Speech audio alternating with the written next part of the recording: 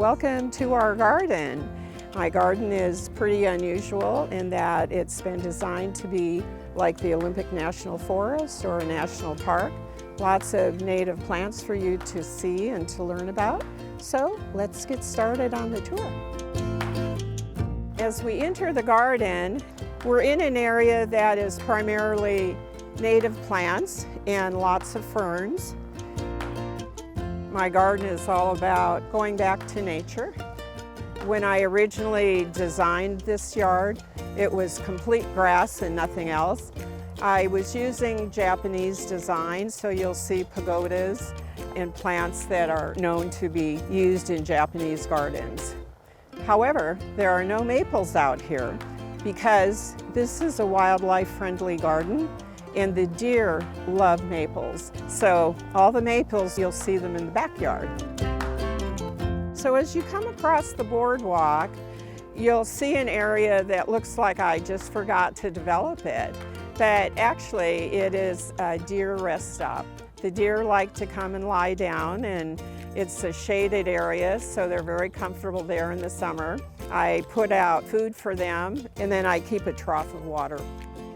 My yard is all about the animals as well as the plants. As we round the bend, we're walking by a smoke tree. Normally they're purple. I chose a lime green and they come out like a poof of smoke. So that's why it's called a smoke tree. We're going to cross the driveway and go into what's called the Happy Place. It was designed by the children next door when they saw a chance to have a place to play, and it is used constantly. We kept saying it's such a happy place, so that's how it got its name. It made them feel happy. We're entering the side yard leading to our backyard. Again, use lime green coloring and low-growing hostas and plants like that as an entry into the backyard. This roadie is original to the house. Our backyard is not very big. I've jammed it full of as many plants as I can. This part of my garden is where all the Japanese maples are, and they're just scattered throughout the yard. This ground cover is called bishop's weed, and it spreads easily. It is deciduous, so this fall it'll be gone, and then in springtime it just comes back nicely. This is a paper bark maple that I bought in the 90s. It was the size of a pencil.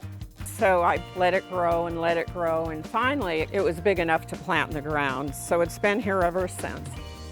I have always wanted to have a private space. I'm very much into yoga and some of the Buddhist kinds of philosophies. And so we designed my own Zen garden.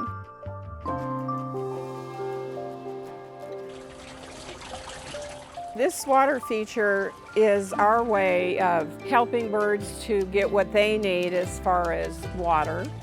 It also attracts them because of the bubbling sound. Along the back fence, we have a lot of shrubs just to soften it, from maples that do well in a container to maples that are planted in the ground and become a big tree. All through the yard, but particularly in the backyard, we have a lot of bird houses. They're all handmade. This one house by Barry Crust is very popular. The variety of birds that we get out here is incredible. To make it interesting, I use different kinds of wood sculpture. I think that art is a way that we express ourselves, and by sharing it, it brings joy to other people as well. Nature in itself is art.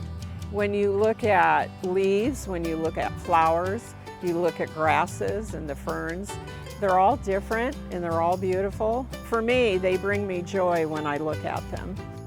I want to point out this sign that shows that I've been certified by both the national and state wildlife agencies. It is something that says my garden provides a place for animals to find food, water, shelter, and a place to raise their young. So we are looking forward to hopefully having some deer born in our yard. That's our goal. So thank you again for coming.